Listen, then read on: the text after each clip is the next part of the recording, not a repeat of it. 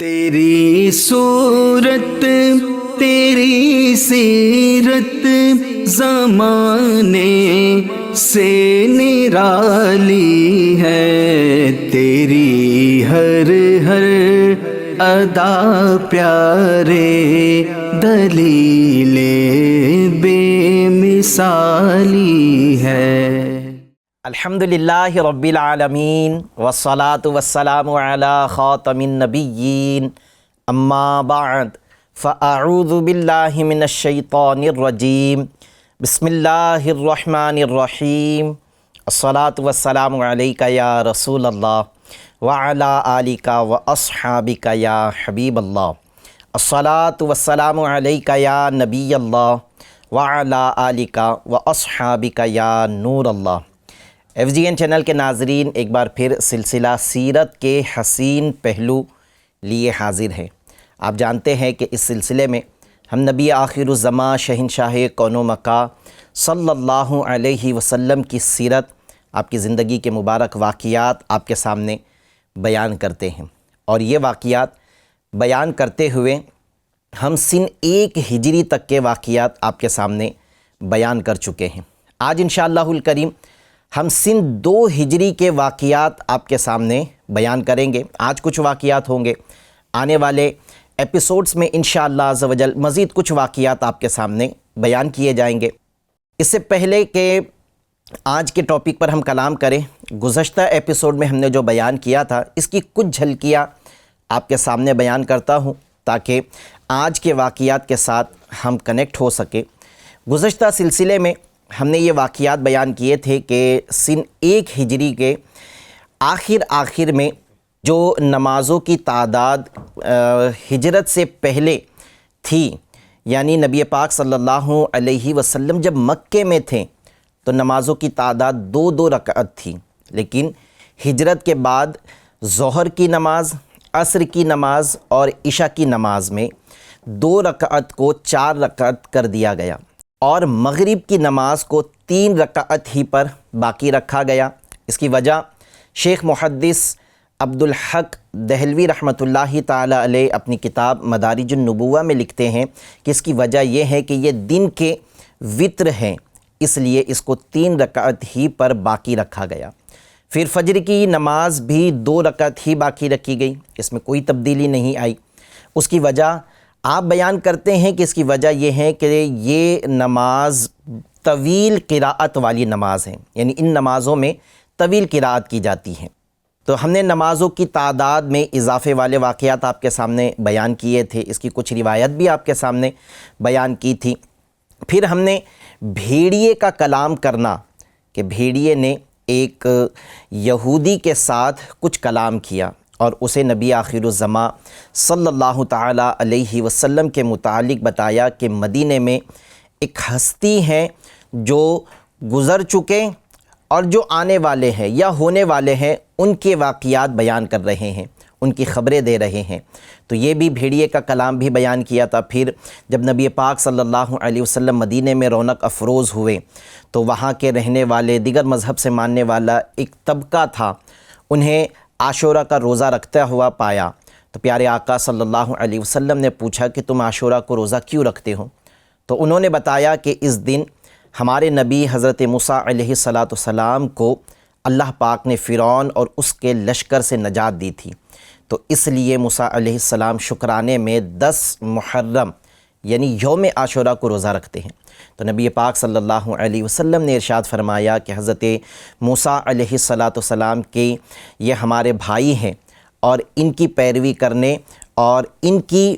اتباع کرنے، ان کے طریقے پر عمل کرنے کے زیادہ ہم حقدار ہیں۔ تو پیارے آقا صلی اللہ علیہ وسلم نے خود بھی روزہ رکھا اور ایک منادی کو اعلان کرنے کا حکم دیا کہ یہ مسلمانوں میں اعلان کرے کہ وہ بھی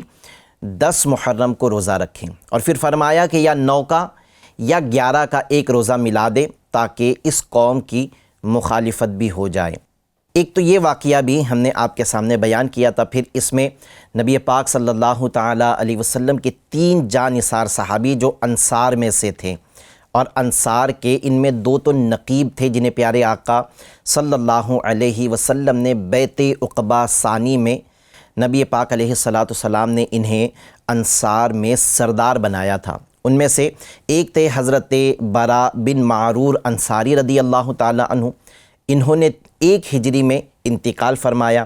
اور دوسرے تھے حضرت اسعد بن زرارہ رضی اللہ تعالی عنہ۔ یہ تو بہت مدینہ کے اولین صحابہ میں سے تھے جو دائرہ اسلام میں آئے تھے، اور مدینہ میں اسلام کی دعوت عام کرنے میں انہوں نے بہت بڑا رول ادا کیا تھا۔ تو انہوں نے بھی 1 ہجری میں انتقال فرمایا، اور تیسرے تھے حضرت کلثوم بن حدیم رضی اللہ تعالی عنہ۔ یہ وہ مدینہ کے صحابی ہیں جب پیارے آقا صلی اللہ علیہ وسلم نے مکے سے ہجرت فرمائی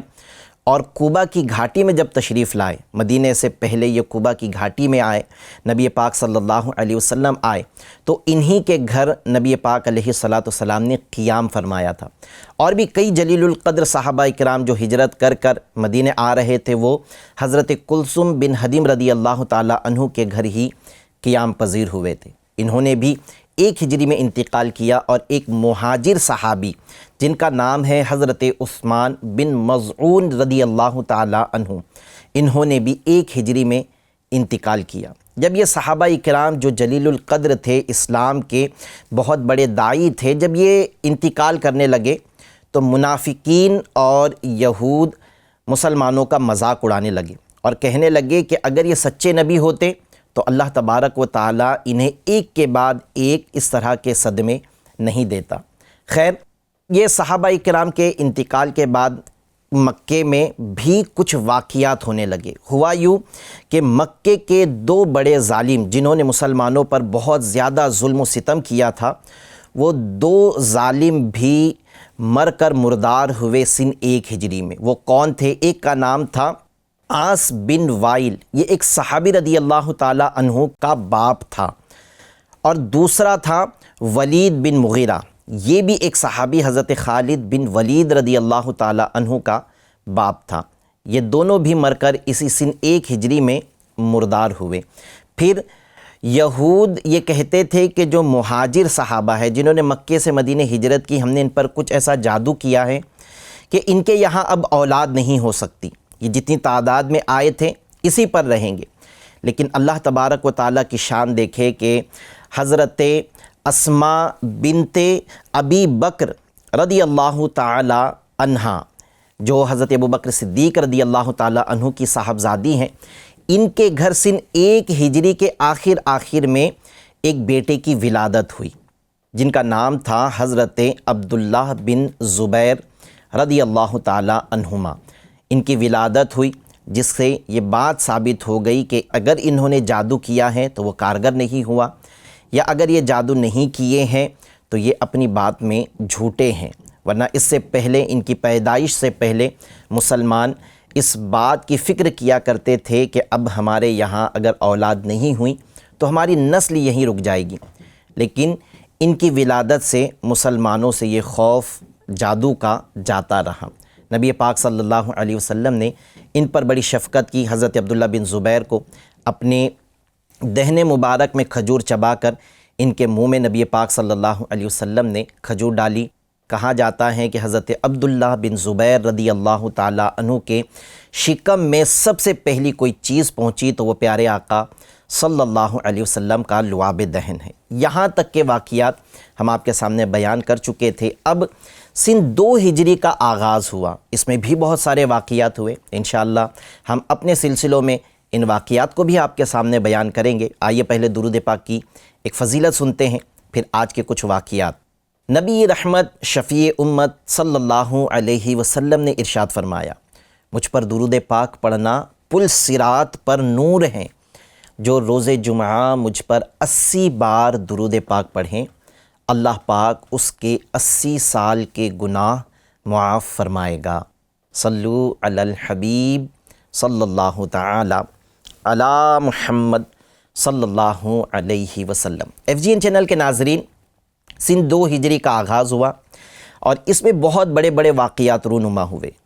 ان میں ایک سب سے بڑا واقعہ ہوا قبلے کی تبدیلی کا۔ اس کے متعلق مدارج النبوہ میں بھی کچھ باتیں لکھی ہیں۔ صاحب سیرت مصطفیٰ حضرت عبد المصطفیٰ اعظمی رحمۃ اللہ تعالی علیہ نے اپنی کتاب سیرت مصطفیٰ میں اس کے متعلق بھی کچھ باتیں لکھی ہیں۔ آئیے میں وہ باتیں آپ کو سناتا ہوں۔ لکھتے ہیں صاحب سیرت مصطفیٰ عبد المصطفیٰ اعظمی رحمۃ اللہ تعالی علیہ کہ جب تک حضور صلی اللہ علیہ وسلم مکہ میں رہیں خانہ کعبہ کی طرف منہ کر کے نماز پڑھتے رہیں، لیکن حضرت سیدنا شیخ عبد الحق محدث دہلوی رحمۃ اللہ تعالی علیہ اپنی کتاب مدارج النبوہ میں لکھتے ہیں کہ اس میں اختلاف ہیں کہ جب حضور صلی اللہ علیہ وسلم مکہ مکرمہ میں تشریف فرما تھے اس وقت آپ کا قبلہ بیت المقدس تھا یا خانہ کعبہ تھا۔ آپ لکھتے ہیں مدارج النبوہ میں کہ اکثر کا خیال یہ ہے کہ بیت المقدس ہی قبلہ تھا، لیکن حضور صلی اللہ علیہ وسلم نماز میں اس طرح رخ کر کے کھڑے ہوتے تھے کہ کعبہ معظمہ آپ کے درمیان ہوتا اور بیت المقدس اس کے پیچھے ہوتا، یعنی انداز یہ تھا کھڑے ہونے کا کہ بیت المقدس کی طرف رخ کرنا ہے لیکن درمیان میں خانہ کعبہ ہوتا تھا، اور آپ اسی حال پر قائم رہیں، یعنی مکے میں جب تک رہیں اسی جگہ ایسی جگہ پر کھڑے ہو کے نماز پڑھتے کہ بیت المقدس کی طرف رخ ہو لیکن درمیان میں خانہ کعبہ حائل ہو، یہاں تک کہ مدینہ منورہ تشریف لے آئے۔ اس کے بعد مسجد حرام کی طرف رخ پھیرنے کا حکم ہوا، لیکن دوسری جماعت کا قول یہ ہے، وہ یہ کہتے ہیں کہ مکہ مکرمہ میں خانہ کعبہ ہی قبلہ تھا نبی پاک صلی اللہ علیہ وسلم کے نماز پڑھنے کا، اور مکے میں ہی بیت المقدس قبلہ بنا دیا گیا تھا۔ یعنی یہ ایک دوسرا قول ملتا ہے کہ مکہ مکرمہ میں ہی نبی پاک صلی اللہ علیہ وسلم خانہ کعبہ کی طرف نماز پڑھتے تھے رخ کر کے،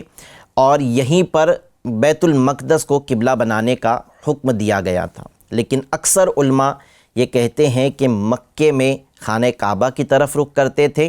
لیکن جب مدینہ تشریف لائے تو پھر مدینہ میں بیت المقدس کی طرف رخ کر کے نماز پڑھنے کا حکم دیا گیا۔ آگے سنیے کہ صاحب سیرت مصطفیٰ اپنی کتاب میں لکھتے ہیں کہ ہجرت کے بعد جب آپ مدینہ منورہ تشریف لائے تو خداوند تعالیٰ کا یہ حکم ہوا کہ آپ اپنی نمازوں میں بیت المقدس کو اپنا قبلہ بنائیں۔ چنانچہ نبی پاک صلی اللہ علیہ وسلم 16 یا 17 ماہ یعنی 16 یا 17 مہینے تک بیت المقدس کی طرف رخ کر کے نماز پڑھتے رہیں، مگر آپ صلی اللہ علیہ وسلم کے دل کی تمنا یہ تھی کہ کعبہ ہی کو قبلہ بنایا جائے، کیونکہ یہ حضرت ابراہیم علیہ السلام کا بھی قبلہ تھا، تو نبی پاک صلی اللہ علیہ وسلم کی بھی تمنا تھی کہ خانہ کعبہ ہی کو مسلمانوں کے لیے قبلہ قرار دیا جائے۔ چنانچہ آپ اکثر آسمان کی طرف چہرہ اٹھا کر اس کے لیے وحی الہی کا انتظار فرماتے تھے، یعنی نبی پاک صلی اللہ علیہ وسلم آسمان کی طرف چہرہ اٹھاتے اور انتظار کرتے کہ خانہ کعبہ کی طرف قبلہ بنانے کی وحی نازل ہو جائے، یہاں تک کہ ایک دن اللہ تبارک و تعالی نے اپنے حبیب صلی اللہ علیہ وسلم کی قلبی آرزو پوری فرمانے کے لیے قرآن کی یہ آیت نازل فرمائی۔ ارشاد ہوتا ہے، یعنی اللہ تبارک و تعالی نے ارشاد فرمایا، ترجمہ کنز الایمان، ہم دیکھ رہے ہیں بار بار آپ کا آسمان کی طرف منہ کرنا، تو ہم ضرور آپ کو پھیر دیں گے اس قبلے کی طرف جس میں آپ کی خوشی ہے، تو ابھی آپ پھیر دیجئے اپنا چہرہ مسجد حرام کی طرف۔ ناظرین اکرام، اس کا واقعہ کچھ یوں ہے کہ منقول ہیں کہ حضور اکرم صلی اللہ تعالی علیہ وسلم، ایک روایت میں ہے کہ کسی صحابیہ کے یہاں تشریف فرما تھے کہ ظہر کی نماز کا وقت آ گیا، اور ایک روایت میں ہے کہ بنی سلمہ نے ایک مسجد بنائی ہوئی تھی، اس مسجد میں نبی پاک صلی اللہ تعالی علیہ وسلم تشریف فرما تھے۔ سنیے شیخ عبد الحق محدث دہلوی رحمۃ اللہ علیہ کیا لکھتے ہیں کہ حضور اکرم صلی اللہ علیہ وسلم کسی صحابیہ کے یہاں تشریف فرما تھے کہ ظہر کی نماز کا وقت آ گیا، تو حضور صلی اللہ علیہ وسلم نے ان صحابہ کرام کو جو آپ کے ساتھ تھے، ان کو لے کر نبی پاک صلی اللہ علیہ وسلم نے نماز شروع فرما دی۔ ایک روایت میں ہے کہ اس جگہ بنی سلمہ کی ایک مسجد بنی ہوئی تھی، آپ اس میں صحابہ کرام کو نماز پڑھا رہے تھے، اور دوسری رکعت کے رکوع میں تھے کہ تحویل قبلہ کی وحی نازل ہو گئی، قبلے کی تبدیلی کی وحی نازل ہو گئی۔ آپ اسی حالت میں یعنی نماز کے دوران ہی کعبہ معظمہ کی جانب مڑ گئے، اور جو صفیں آپ صلی اللہ علیہ وسلم کے پیچھے تھی وہ بھی مڑ گئی، اور اس طرح یعنی ایک رکعت اور دوسری رکعت کے رکوع تک کا حصہ نماز کا بیت المقدس کی طرف ادا کیا گیا، اور دوسری رکعت کے رکوع سے اختتام نماز تک قبلہ خانہ کعبہ کی طرف نماز ادا کی گئی۔ بعض کتابوں سے معلوم ہوتا ہے کہ تحویل قبلہ کی وحی، یعنی بعض کتابوں میں اس طرح کی بھی باتیں منقول ہیں، ذکر کی گئی ہیں کہ تحویل قبلہ کی وحی نماز میں نہیں بلکہ خارج نماز میں نازل ہوئی۔ ایک قول یہ ہے کہ وہ نماز ظہر کا وقت نہیں تھا بلکہ وقت عصر تھا۔ ایک روایت میں یہ ہے کہ وہ نماز ظہر تھی جس میں قبلہ تبدیل کیا گیا۔ حضور صلی اللہ تعالی علیہ وسلم اپنی مسجد شریف میں صحابہ کرام کے ساتھ نماز پڑھ رہے تھے، اور وقت ظہر تھا، قبلے کی تبدیلی کا حکم آیا، بحالت نماز بیت المقدس کی جانب سے خانہ کعبہ کی طرف رخ کروا دیا گیا، یعنی نبی پاک صلی اللہ علیہ وسلم کو حکم ہوا تو آپ نے حالت نمازی میں اپنا رخ تبدیل کر دیا۔ لیکن بخاری شریف میں یہ مروی ہے کہ سب سے پہلی نماز جو رسول اللہ صلی اللہ علیہ وسلم نے خانہ کعبہ کی طرف منہ کر کے ادا کی وہ نماز عصر تھی۔ اس کو یوں علماء بیان کرتے ہیں کہ صاحب بخاری شریف نے جو یہ روایت نقل کی ہے یا یہ بات لکھی ہے، اس سے مراد یہ ہے کہ نماز ظہر میں قبلے کی تبدیلی ہو گئی، لیکن نماز ظہر مکمل خانہ کعبہ کی طرف ادا نہیں کی گئی۔ اس کی پہلی رکعت اور دوسری رکعت کے رکوع تک کا حصہ قبلہ بیت المقدس تھا، لیکن بقیہ حصہ خانہ کعبہ کی طرف ادا کیا گیا، تو یہ پوری نماز خانہ کعبہ کی طرف ادا نہیں کی گئی۔ اس لیے جو پوری نماز تھی یعنی پوری 4 رکعت خانہ کعبہ کی طرف رخ کر کے ادا کی گئی وہ نماز عصر تھی۔ اس سے آپ کی ہو سکتا ہے کہ مراد یہ ہو جو آپ نے اپنی کتاب میں ذکر کیا ہے کہ سب سے پہلی نماز جو خانہ کعبہ کی طرف رخ کر کے ادا کی گئی وہ عصر کی نماز تھی۔ اس سے ہو سکتا ہے یہ مراد ہو کہ پوری نماز 4 رکعت یہ خانہ کعبہ کی طرف جو ادا کی گئی وہ عصر کی نماز تھی۔ خیر اکثر علماء کرام اسی بات پر اکتفا کرتے ہیں کہ نماز ظہر میں قبلے کی تبدیلی کا حکم آیا، اور نماز ظہر کی پہلی رکعت اور دوسری رکعت کی رکوع تک کا حصہ بیت المقدس کی طرف ادا کیا گیا اور بقیہ حصہ خانہ کعبہ کی طرف ادا کیا گیا۔ ناظرین اکرام، یہ جو جگہ پر نماز میں رخ تبدیل کیا گیا، قبلہ تبدیل کیا گیا، یہ مدینہ منورہ سے تقریباً 2 کلومیٹر دور جانب شمال مغرب ایک مسجد ہے جسے اب مسجد قبلتین کہا جاتا ہے۔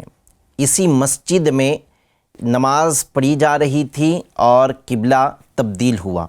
سیرت بیان کرنے والے علماء لکھتے ہیں کہ تحویل قبلہ اسی جگہ واقع ہوئی جہاں آج مسجد قبلتین تعمیر کی گئی ہے۔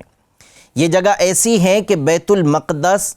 اور کعبہ معظمہ کی سمت ایک دوسرے کے مقابل واقع ہیں۔ کئی عاشقان رسول جب عمرہ کے لیے جاتے ہیں، حج کے لیے جاتے ہیں، تو یہ مسجد قبلتین کی زیارت کے لیے بھی جاتے ہیں، اور جب یہ مسجد میں جاتے ہیں تو یہ دیکھتے ہیں کہ آج خانہ کعبہ کی طرف رخ کر کے جب نماز پڑھنے کے لیے لوگ کھڑے ہو یا خانہ کعبہ کی طرف رخ کر کے لوگ کھڑے ہو تو ان کی پشت کی طرف ایک دروازے کے اوپر ایک ڈیزائن بنی ہوئی ہے جو مصلی کی طرح دکھتی ہے، یعنی یہ انڈیکیٹ کیا جا رہا ہے کہ بیت المقدس اس طرف ہے، بالکل پشت کی طرف بیت المقدس آتا ہے۔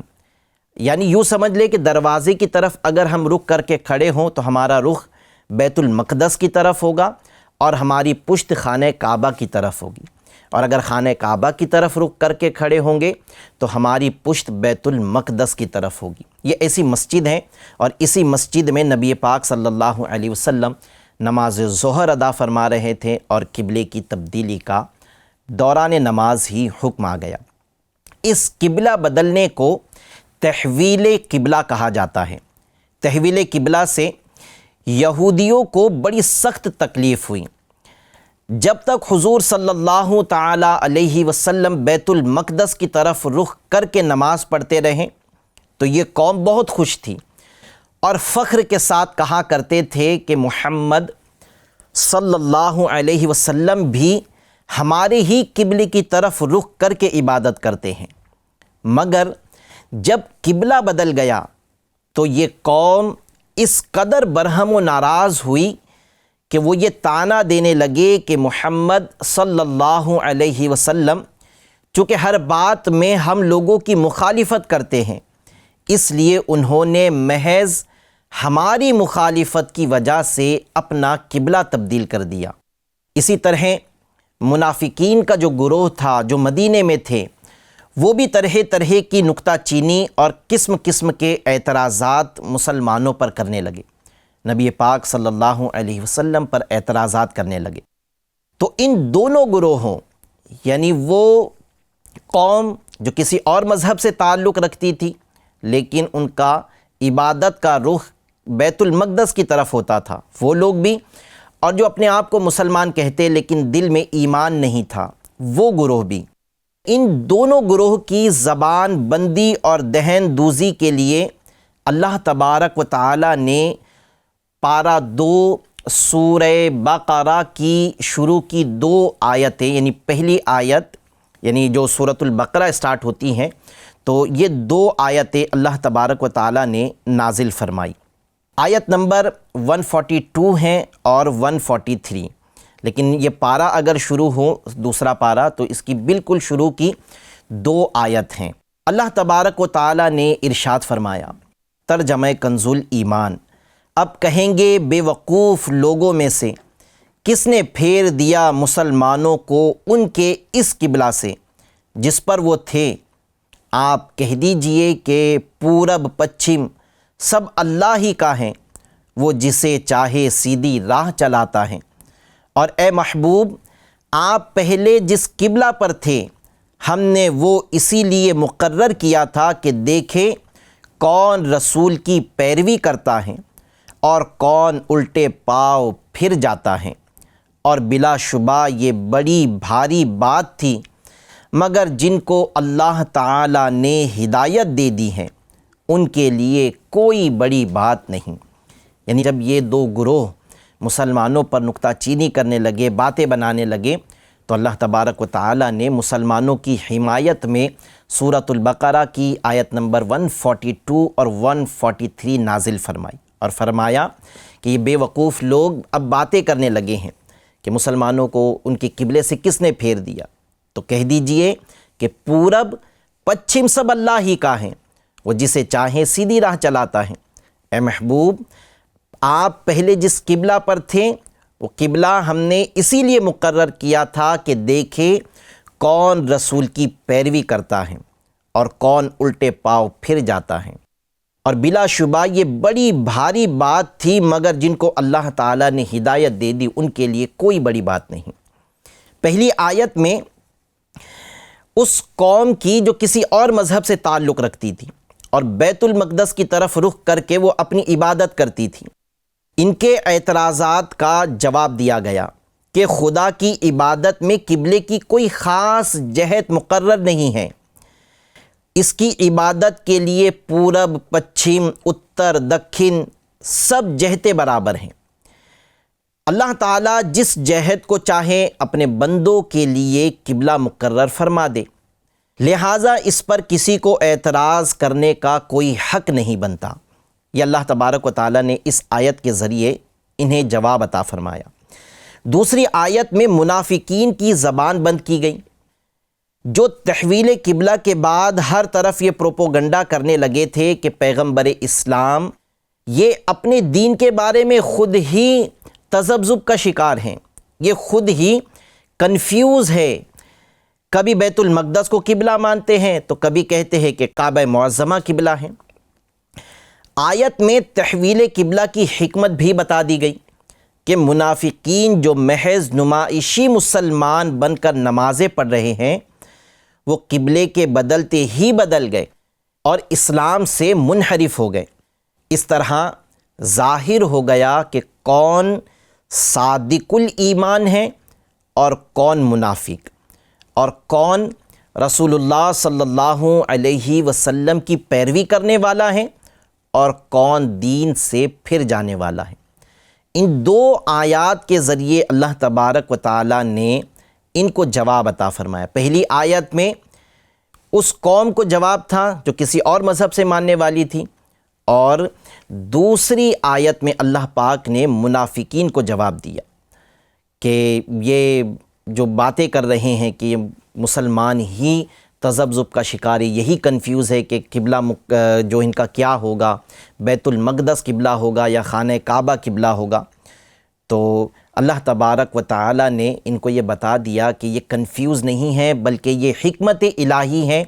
اور وہ حکمت کیا ہے کہ یہ ظاہر کرنا ہے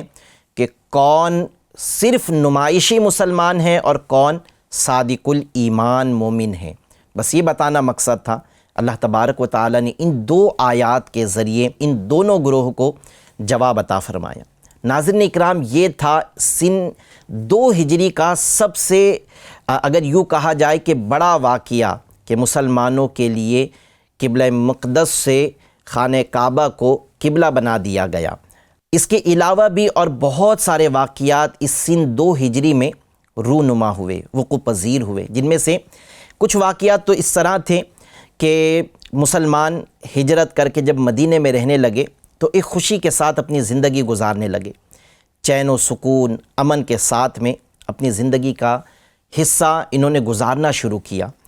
لیکن جو مکے کے ظالم تھے، جو مکے میں ان مسلمانوں پر ظلم و ستم ڈھایا کرتے تھے، انہیں یہ بات گوارا نہیں تھی کہ مسلمان دنیا کے کسی بھی حصے میں رہیں تو چین اور امن اور سکون کے ساتھ رہیں اور یہ ایک اللہ کی عبادت کرتے رہیں۔ اس لیے انہوں نے مسلمانوں کو اب مکے میں رہتے ہوئے مدینے میں تکلیف پہنچانی شروع کی۔ وہ کیا انداز تھا،